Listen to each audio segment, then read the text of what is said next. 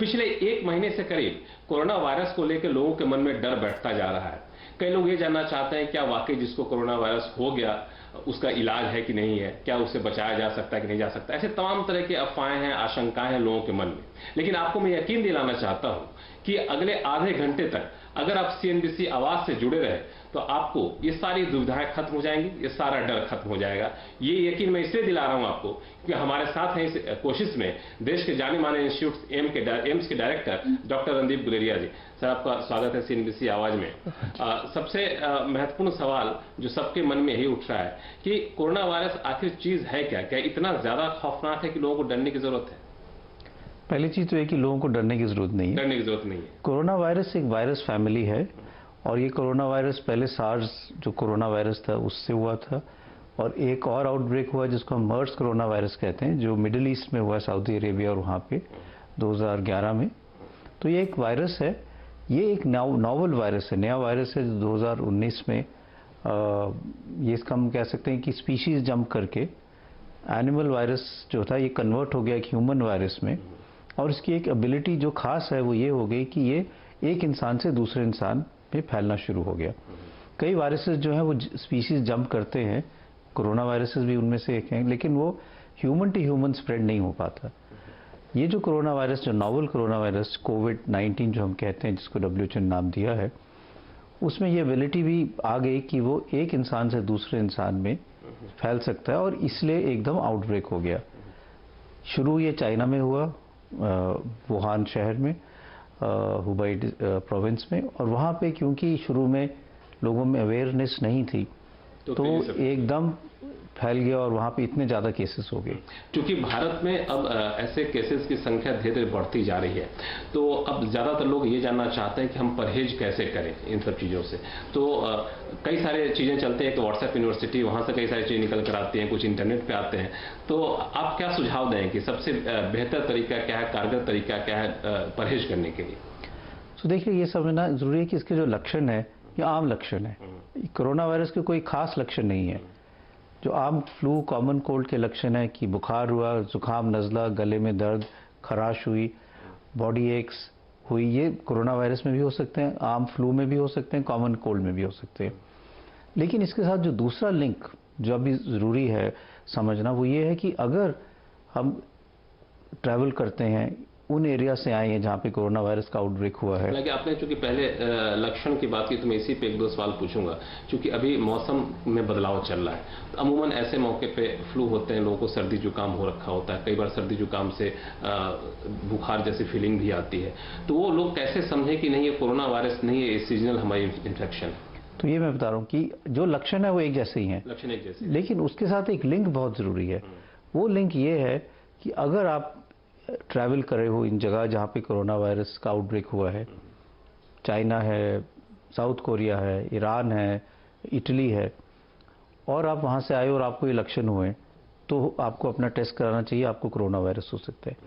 या आप किसी नोन टू पॉजिटिव केस के संपर्क में आए हो, जो हम कहते हैं कॉन्टैक्ट, क्लोज कॉन्टैक्ट में है, जैसे कुछ लोग हैं जो भारत में जिनको डायग्नोज हुए हैं, अगर आप उनके क्लोज कॉन्टैक्ट में आए हो तो हो सकता है कि आपको वो इन्फेक्शन हो गया और वो लक्षण आपके वैसे रहेंगे। तो बहुत ही महत्वपूर्ण बात डॉक्टर साहब कह रहे हैं कि जिसको सर्दी जुकाम है, बुखार है, जरूरी नहीं कि उसको कोरोना वायरस ही हुआ हो। हाँ, अगर आपको ये सारे लक्षण हैं लेकिन आप ऐसे देश से आए हैं जहां पे कोरोना का संक्रमण हो चुका है तो आपको एहतियात लेने की जरूरत है। बिल्कुल। तो इसमें जो आप कह रहे हैं क्लोज कॉन्टैक्ट का मतलब क्या होता है? ये सवाल मैं इसलिए ज्यादा पूछ रहा हूँ, प्रासंगिक इस वजह से है क्योंकि अभी प्रधानमंत्री ने ट्वीट किया कि हम होली मिलन समारोह में शामिल नहीं होंगे। तो ये भी एक क्लोज कॉन्टैक्ट से बचने का एक तरीका है। बिल्कुल सही। क्लोज कॉन्टैक्ट का मतलब क्या है? तो अभी इसको जानने के लिए हम ये समझना चाहिए कि ये वायरस कैसे फैलता है और ये समझना बहुत ज़रूरी है। जो कोरोना वायरस है ये ड्रॉपलेट इन्फेक्शन है। मान लो मुझे कोरोना वायरस इन्फेक्शन हुआ तो मेरे गले में वायरस जो है वो ग्रो कर रहा है, मल्टीप्लाई कर रहा है। जब मैं खांसता हूँ तो खांसने से जो वो वायरस है वो ड्रॉपलेट के थ्रू हवा में आ जाता है। ज़्यादा से ज़्यादा वो 1 या 2 मीटर तक जा सकता है खांसने से। अगर मैं बिना प्रोटेक्शन से खांसूं तो वो वायरस जो है इस डिस्टेंस में ही हवा में रहेगा और हम किसी के को क्लोज कांटेक्ट में, मेरे क्लोज कांटेक्ट में, मतलब 1 या 2 मीटर की क्लोज कांटेक्ट में कोई आए, स्पेशली जब मैं खांस चुका हूं, तो हो सकता है कि उसके सांस, जब वो अंदर सांस लेता है तो वायरस उसके सांस के साथ, हवा के साथ अंदर गले में चला जाएगा और उसको इन्फेक्शन हो जाएगा। एक ये माध्यम है। 1 से 2 मीटर की दूरी पर रहना तो 1 से 2 मीटर। तो कई लोग सोचते हैं कि मेरी कॉलोनी में कोरोना वायरस का केस है इसलिए कॉलोनी सारी में हो सकती, ऐसा नहीं है। अगर आप किसी उसके क्लोज कॉन्टैक्ट से आए जिसको कोरोना वायरस है तभी आपको इन्फेक्शन हो सकता है। एक और माध्यम है, वो ये है कि अगर किसी को कोरोना वायरस इन्फेक्शन है, जुकाम नज़ला है, वो अपना हाथ जो है वो मुंह में लगाता है, नाक पे लगाता है, तो वायरस उसके हाथों पे आ जाता है।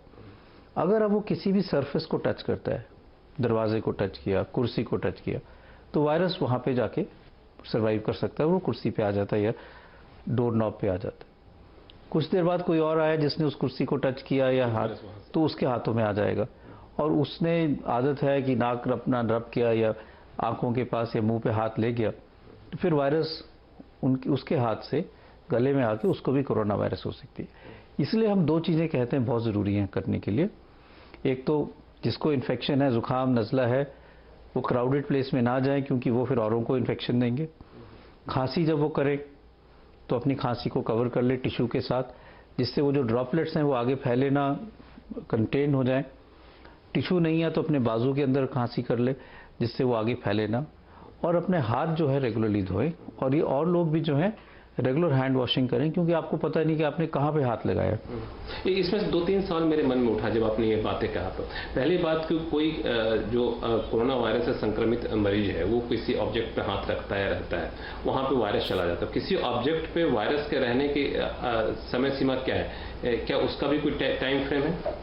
क्योंकि तो इसमें जहम है कि कई बार होता है कि कोई ऐसे सामान को ना छू जो चाइना से आया हुआ हो सकता है उसमें हो, तो क्या ऑब्जेक्ट में भी वायरस संक्रमित? तो ऑब्जेक्ट में जो वायरस है, अगर कोल्ड इन्वायरमेंट रहे जैसे सर्दियों में है, तो कुछ ऑब्जेक्ट्स में जो वायरस है 8-10 घंटे तक रह सकता है। 8 से 10 घंटे। लेकिन गर्मियों के मौसम में क्योंकि वायरस हीट में इतना सर्वाइव नहीं कर सकता, ये कुछ घंटे ही रह सकता है। तो ये सही नहीं है कि चाइना से जो सामान आएगा उसमें वायरस आके यहाँ आ सकता है। और जो सामान आएगा वो वायरस जो है वो रास्ते में मर जाएगा, सर्वाइव नहीं कर पाएगा। तो इंसान से इंसान ही फैलता है, ऑब्जेक्ट ह्यूमन टू ह्यूमन ही होता है, ऑब्जेक्ट के लिए बहुत कम समय के लिए रहता है। बिल्कुल। एक ह्यूमन टू ह्यूमन से एक मामला ये उठा कि खबर ये आई थी जब कोरोना वायरस फैला कि चीन के मीट बाजार से मामला फैला है। अब वो तो अलग इन्वेस्टिगेशन का विषय है, लेकिन मेरा सवाल है क्या वाकई जानवरों से इंसान में फैलने की संभावना कितनी है? क्योंकि पिछले दिनों खबर ये आ रही थी कि लोगों ने नॉनवेज खाना बंद कर दिया, सी फूड नहीं खा रहे हैं, चिकन नहीं खा रहे हैं, मटन नहीं खा रहे हैं। क्या वाकई ऐसे एहतियात करने चाहिए? इसमें आशंका रहती है। ऐसे एहतियात की कोई ज़रूरत नहीं है।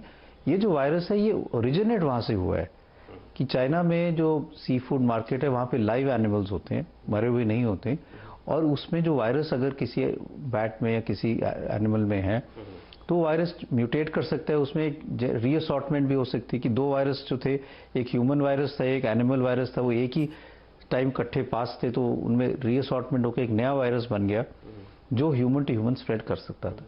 लेकिन जब वो एक नया ह्यूमन वायरस बन गया तो उसका मीट से या नॉन वेज से कुछ लेना देना नहीं, अब तो वो ह्यूमन टू ह्यूमन स्प्रेड है। अब नॉन वेज से उसका स्प्रेड के चांसेस नहीं है, लेकिन एज जनरल प्रिकॉशन हम ये कहते हैं कि वेल कुक्ड मीट लें, अंडर कुक्ड मीट जो है वो ना लें, वो वैसे भी हेल्थ पॉइंट ऑफ व्यू से ठीक है। सामान्य तौर पे ये एहतियात जारी किया जाता है, लेकिन ये बहुत महत्वपूर्ण बात कह रहे हैं कि नॉनवेज खाने से या चिकन खाने से कोरोना वायरस आपको हो जाएगा, इस तरह की आशंका, इस तरह का भ्रम अपने दिमाग में ना पालें। हाँ, जब भी नॉनवेज खाएं तो कुक्ड मीट खाएं, ये सामान्य तौर पर ऐसे एहतियात होते हैं। 1-2 चीजें और जो आपने कहा कि हैंड वॉश करना चाहिए लोगों को, एक और लोक संकल्पना है कि मास्क पहनना चाहिए। पहला सवाल हैंड वॉश को लेकर के है। मुझे बताते हुए खुशी हुई कि मैं एक बार एम्स आया था जब पर्सनल किसी काम से, तो उस बार अच्छी खासी उम्र के बाद मुझे ये पता चला कि हैंड सैनिटाइजर का इस्तेमाल कैसे करते हैं, है ना, मास्क कैसे पहनते हैं। तो ये हैंड सैनिटाइजर वाकई कितना कारगर होता है। और चूंकि बाजार में कई बार ऐसी किल्लत जैसी स्थिति पैदा हो रही है, कीमतें बढ़ रही है, तो क्या इसका दूसरा विकल्प भी कुछ होता है? पहला तो हैंड सैनिटाइजर का इस्तेमाल बेहतर तरीके से कैसे करिए, बताइएगा दर्शक ज्यादा। हाँ, तो ये बहुत ज़रूरी है कि जब हम कहते हैं हैंड वॉश करें तो हम पूरे स्टेप्स हाथ धोने की करें, जिससे जो वायरस है हाथ पे ना रहे। कई लोग सोचते हैं कि 2 मिनट में हमने हाथ साफ किया और वो वायरस चले जाएगा। हमें ये सोचना चाहिए कि सारे हाथ से जो वायरस है चले जाए।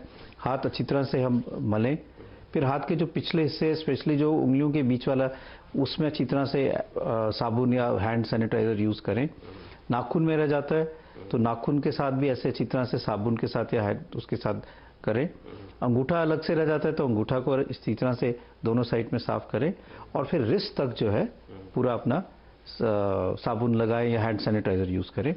और इस तरह से सारा जो हाथ है, चाहे वो उसका ये हथेली वाला हो, पीछे वाला हिस्सा हो, उंगलियों के बीच वाला हिस्सा हो, नाखून हो, अंगूठा हो और रिस्ट तक जो है पूरा साफ करें।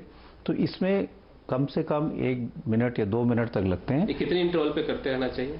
तो ये अगर आप ऐसी जगह पे हैं जहाँ ज़्यादा कॉन्टैक्ट के चांसेस जैसे बाहर हैं तो हर 4-6 घंटे में कर लेना चाहिए। जिन लोगों को इन्फेक्शन है, जुकाम नज़ला है, बार बार खांस रहे हैं, हाथ मुंह पे जा रहा है, तो उनको और फ्रिक्वेंटली कर सकते हैं, 3 घंटे में भी कर सकते हैं। दूसरा मैं ये कहूँगा कि हमें नॉर्मल आदत होती है कि हम नॉर्मली बात करते समय अपना हाथ नाक में या मुंह में या चेहरे पे लगा लेते हैं, वो ना उसको अवॉइड करें। एक और मामला हुआ है मास्क का। अलग अलग खबरें आ रही है, कुछ लोग कह रहे हैं मास्क पहनने की जरूरत नहीं है, कुछ लोग कह रहे हैं मास्क पहनना चाहिए, मास्क पहनना भी चाहिए तो एक खास तरह की क्वालिटी के मास्क पहनना चाहिए। क्या सच्चाई क्या है? तो देखिए, जैसे मैंने कहा कि ये वायरस जो है एक पर्टिकुलर डिस्टेंस तक ही फैल सकता है। तो अगर हम बाहर चल रहे हैं और खुला एरिया है तो मास्क डालने की कोई ज़रूरत नहीं है। एक है surgical mask, 3 layer surgical mask, और एक होता है N95 मास्क। N95 का मास्क का ये मतलब है कि 95% ऑफ पार्टिकुलेट मैटर जो 2.5 जो बहुत छोटे बारीक पार्टिकुलेट मैटर है, मास्क उसको फिल्टर कर लेता है, उसको अंदर नहीं जाने देता। N95 मास्क हम उन्हीं लोगों के लिए कहते हैं यूज़ करने के लिए जो हेल्थ केयर वर्कर्स हैं, जो पेशेंट को देख रहे हैं, जो उनके क्लोज कॉन्टैक्ट में आ रहे हैं। क्योंकि अगर आप डेटा देखें, चाहे चाइना का डेटा देखें या पिछले सार्स आउटब्रेक का डेटा देखें, हेल्थ केयर वर्कर्स में काफ़ी इन्फेक्शन हुआ था।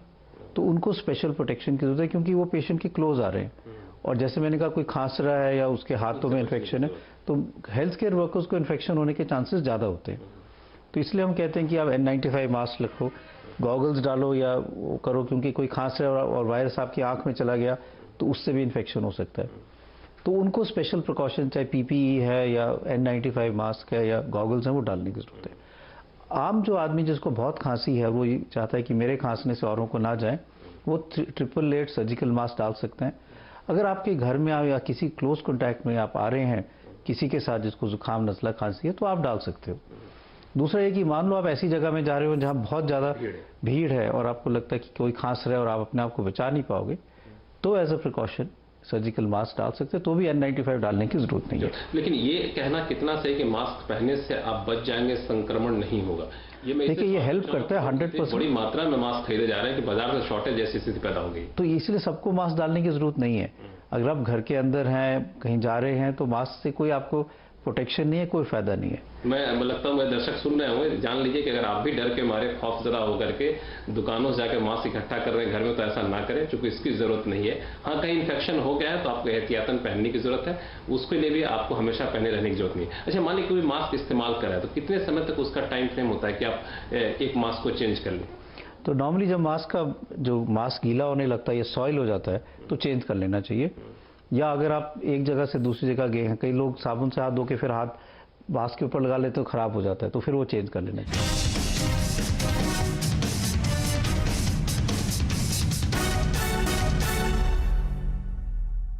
जैसे कि मामले सामने आ रहे हैं कि किसी को ये लगता है कि हमें कोरोना वायरस का संक्रमण हो गया, ऐसे लक्षण मुझे दिख रहे हैं, तो उस शख्स को सबसे पहले क्या करना चाहिए? तो 2 चीज़ें बहुत ज़रूरी है। एक तो उस शख्स को अपनी रिस्पॉन्सिबिलिटी समझनी चाहिए कि मैं किसी को इन्फेक्शन ना दूं, तो घर पे रहें, अपने आप को जो हम होम क्वारंटाइन करते हैं वो करें। घर में अगर बच्चा है कोई छोटा जिसको लगता है आपको इन्फेक्शन हो गया और कोरोना वायरस हो सकता है, स्कूल ना भेजें उसको। स्कूल में वो बच्चा जाएगा, खांसेगा तो सारी क्लास को इन्फेक्शन हो जाएगा, तो घर पे रहें। दूसरा, गवर्नमेंट की जो वेबसाइट है, सब जगह वो है कि उनका एक हेल्पलाइन है, आप वहाँ टेलीफोन करें, वो आपको हेल्प करेंगे। अगर सैंपल लेने की ज़रूरत है, वो खुद आके सरकार की तरफ से सैंपल आपका लिया जाएगा, जो थ्रोट स्वैब होता है, उसकी जांच की जाएगी कि आप पॉजिटिव हैं या नहीं है। अगर पॉजिटिव हैं तो घर पे ही रहने की ज़रूरत है, home quarantine is the best. लेकिन घर पे आपको ध्यान रखना है, और अगर आपको कोई लक्षण होते हैं जिसके लिए एडमिशन की ज़रूरत है, तो सफ्दरजंग हॉस्पिटल है, RML हॉस्पिटल है, सरकारी कई हॉस्पिटल है जहां आइसोलेशन फैसिलिटी है और जहां एडमिट हो सकते हैं। 2-3 मुद्दे आपने। पहली बात कि आपको लक्षण दिखते हैं तो जरूरी नहीं कि दौड़ के आप अस्पताल जाएं, आप कॉल सेंटर पे फोन कर सकते हैं, आपके पास सरकार की तरफ से टेस्ट टीम आएगी जो आपका सैंपल लेके जाएगी। लेकिन शहर में या कॉलोनी के आसपास के जो टेस्ट लैब है वहाँ टेस्ट कराने की जरूरत नहीं है। वहाँ पे टेस्ट नहीं हो पाएगा। ये नया वायरस है, इसके स्पेसिफिक टेस्ट हैं जो गवर्नमेंट की जो लेबोरेटरीज हैं, और ये लेबोरेटरीज अब सरकार ने बढ़ा दी हैं, 15 थी अब 19 और हो जाएंगी। तो लैब्स हर जगह पे है, हर एक शहर में लैब्स बनाई जा रही हैं जहाँ पे इनका टेस्ट हो सकता है। सैंपल कैसे लेना है वो भी ज़रूरी है। हर एक आदमी सैंपल नहीं ले सकता, क्योंकि आप सैंपल ले रहे हो, गले से सैंपल ले रहे हो और वो खांसते तो आपको इन्फेक्शन हो सकता है। तो जो सैंपल ले रहा है उसको भी प्रॉपर प्रिकॉशन रखने की ज़रूरत है। तो इसलिए सैंपल के लिए जो कलेक्शन का प्रोसेस है, स्टोरेज का है और ट्रांसपोर्ट का प्रोसेस है, वो एक स्पेसिफाइड तरीका है जो वही लोग करते हैं जो सरकार ने नॉमिनेट किया। सर एक सवाल मेरा और है कि इतने बड़े देश में सैंपल लेकर के उसको टेस्ट करने की जो संस्थाएं या लैब है वो बहुत कम है। तो सरकार ने भी फैसला भी लिया है कि उस लैब की संख्या बढ़ाई जाएगी। तो कितना एडिक्वेट हो जाएगा बढ़ने के बाद कि वाकई अभी भी कम है, इसको समय से पहले बढ़ा लेना चाहिए था? सो देखिए, ये तो आस्ता आस्ता बढ़ेगा ही। मैं आपको एक एग्जांपल देता हूँ। जब स्वाइन फ्लू आया था तो बहुत कम लैब्स थी कि बहुत कम जगह टेस्ट होता है, और ये था क्योंकि नया वायरस है, इसके टेस्ट करने की फैसिलिटी नहीं है, किट अवेलेबल नहीं है। आस्ता आस्ता अगर हम देखें अब तो प्राइवेट लैब में भी स्वाइन फ्लू का टेस्ट हो जाता है।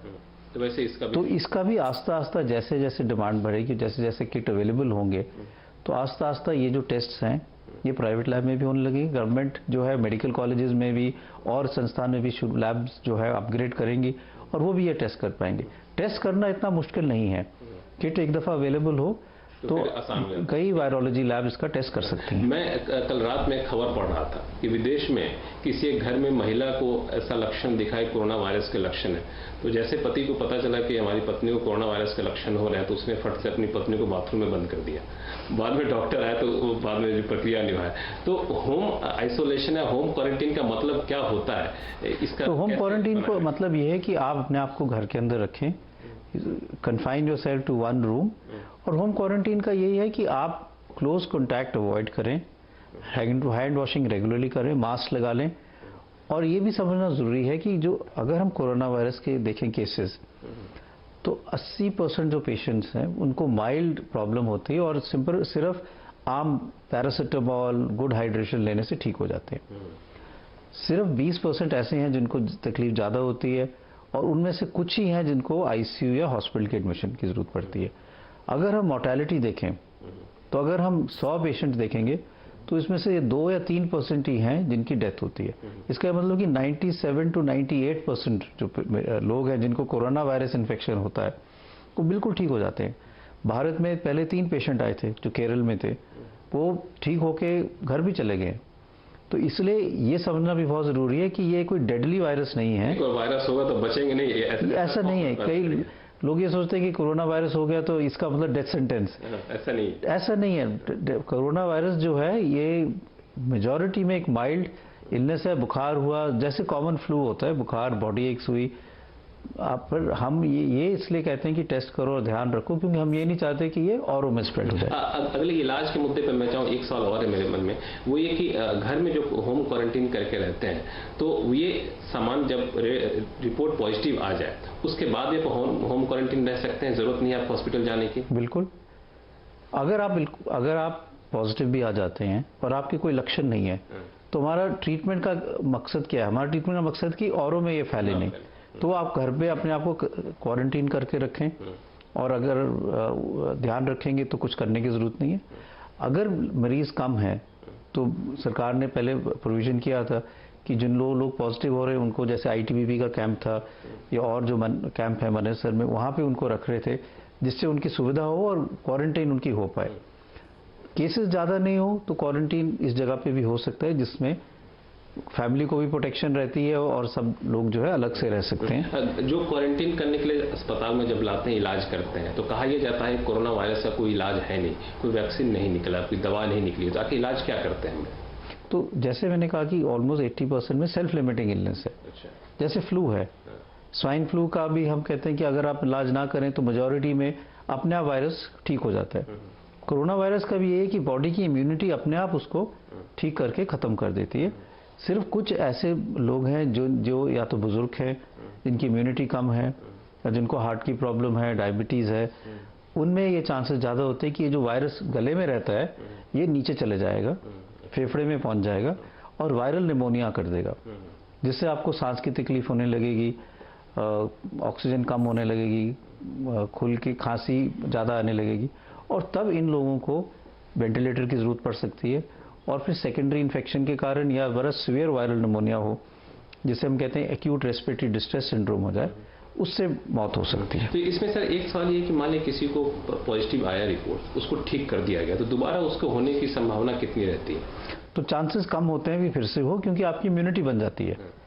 तो अभी वायरल इन्फेक्शन ज़्यादा इसलिए हो रहा है क्योंकि कोई इम्यूनिटी नहीं है सोसाइटी में। एक और सवाल कि कोई गर्भवती महिला है, मान लें उसको पॉजिटिव रिपोर्ट आ गया है, तो क्या उसके होने वाले बच्चे के ऊपर इसके संक्रमण की संभावना रहती है? तो इस पे अभी ज़्यादा डेटा नहीं है, पर कुछ स्टडीज आई हैं जिन्होंने कुछ जो प्रेग्नेंट वुमेन हैं उनको स्टडी किया है, फिर उनके जो बच्चा पैदा हुआ है उसको कॉर्ड ब्लड को और एक एमनियोटिक फ्लूइड होता है उसकी भी टेस्टिंग की है, लेकिन उसमें उन्होंने पाया कि चांसेस बहुत लो है, ना के बराबर है, इसलिए मदर टू फीटस स्प्रेड जो है वो बहुत कम है। लेकिन इसमें एक चीज़ मैं कहना चाहूँगा कि ये देखा गया है कि जिन मदर्स को इन्फेक्शन हो जाता है उनमें अबॉर्शन के और इंट्रायूट्राइन ग्रोथ रिटार्डेशन के चांसेस थोड़े बढ़ जाते हैं। सेकंड लास्ट क्वेश्चन से मेरा ये होगा कि अब तक कोई दवा निकली नहीं, कोई यहाँ पे नहीं एंटीबायोटिक जो भी कहें वैक्सीन नहीं आया है, तो कुछ लोगों के मन में ये धारणा कि मान लें हमें निमोनिया का वैक्सीन ले रखा है, पहले इसको वैक्सीन ले रखा है, इस तरीके से क्या हमारा बचाव इससे हो पाएगा? और दूसरा, क्या इस तरह के वैक्सीन डेवलप होने की अलग अलग खबरें आ रही हैं, तो किस स्टेज में है, कुछ आइडिया दे सकेंगे आप? पहली चीज़ है कि जो वैक्सीन है, दो वैक्सीन आते हैं, निमोकोकल वैक्सीन आता है, इन्फ्लुएंजा वैक्सीन आता है। कोरोना वायरस को वो कवर नहीं करता, इसलिए वो प्रोटेक्शन नहीं करते, क्योंकि एक नया वायरस है, तो इसके लिए एक नई वैक्सीन बनानी पड़ेगी और उस पर रिसर्च चल रही है, कई जगह पे वो हो रही है। लेकिन एक जगह नई वैक्सीन बनाते हैं उसकी कई ट्रायल करनी पड़ती है, एफिकेसी देखनी पड़ती है कि काम कर रही है वैक्सीन, सेफ्टी देखनी पड़ेगी, इससे तो नहीं इन्फेक्शन हो जाएगा। तो जब तक ये पूरे ट्रायल नहीं होंगे तब तक मार्केट में वैक्सीन नहीं आ सकती। कुछ इंडिकेशन कब तक ये तो मेरा मानना है कि कम से कम 9 महीने या साल भर तो लग सकता है मार्केट में वैक्सीन आने की, क्योंकि एक दफ़ा आपने ट्रायल किया वैक्सीन, आपने कहा कि काम कर रही है, फिर इसकी मास प्रोडक्शन की ज़रूरत है, फिर डिमांड इतनी होगी कि कैसे सारी जगह पे आप प्रायोरिटाइज करके दोगे। एक आखिरी सवाल सर कि सरकार जो भी स्टेप्स ले रही है उसमें आप लोगों से सुझाव ले रही है, आप भी उसके हिस्से बने हुए हैं, कि लोगों को डरने की जरूरत नहीं है, पैनिक होने की जरूरत नहीं है, ये साफ कर दिया जाए, सरकार इसको लेकर तैयार है। तो कुछ आप बता सकते हैं कि सरकार कितनी तैयार है, आप लोग अपने स्तर पर कितनी तैयारी? तो मेरी तरफ से तो पूरी तैयारी है, क्योंकि हमारे पास एक टाइम था जब ये आउटब्रेक हुआ जनवरी में, तो सरकार ने तभी से पूरा एक्टिवेट कर लिया था। सेंटर और स्टेट गवर्नमेंट की कोऑर्डिनेशन भी बहुत रही है और पूरा सर्वेलेंस नेटवर्क रेडी है, और इसी तरह से हमने कई केसेस जो पकड़े हैं जिससे कम्युनिटी में स्प्रेड ना हो। और मेरा मानना है क्योंकि हमने इतना कुछ किया है, इसलिए भारत में अभी तक भी इतने केसेस नहीं हुए। डेवलप्ड कंट्रीज हैं जैसे साउथ कोरिया है या इटली है, वहाँ पे इतने ज़्यादा केसेस हो गए, क्योंकि हमने स्क्रीनिंग और कॉन्ट्रैक्ट ट्रेसिंग बड़े एग्रेसिवली करके लोगों को आइसोलेशन में करके आगे क्लस्टर्स या आने को रोक रखा। चलते चलते सर, क्या हमारे दर्शकों को आश्वासन दिलाना चाहें कि चीन से इंपोर्ट वाली दवाएं या मेडिकल इक्विपमेंट की कोई किल्लत नहीं है? अभी ऐसा कोई इशू नहीं है, और मेरा ये भी मानना है कि अगर कहीं से भी शॉर्टेज होगी तो वर्ल्ड में इतने ज़्यादा और इंडस्ट्रीज़ है और कंट्रीज़ में सपोर्ट कहीं ना कहीं से हमेशा ही आ जाता है, तो वो one can also use A products which can be made in India. एक अपॉर्चुनिटी भी इसको हम समझ सकते हैं कि इंडियन मार्केटिंग जो है उसको एक बूस्ट मिले, एक मौका मिले कि वो इसका फ़ायदा उठा के अपने प्रोडक्शन शुरू करें, जिससे किसी और पे डिपेंड नहीं करना पड़े। बहुत बहुत शुक्रिया सर सीएमबी सी आवाज़ से बात करने के लिए। और जैसा कि डॉक्टर साहब कह रहे थे, किसी भी तरह के पैनिक में आने की जरूरत नहीं है, किसी भी तरह की कोई चिंता की बात नहीं है। अच्छी बात यह है कि बाकी देशों के मुकाबले भारत में कोरोना वायरस देरी से पहुंचा है, तब तक तैयारी करने का मौका सरकार को मिल चुका था और सरकार इसके लिए पूरी तरह से तैयार है।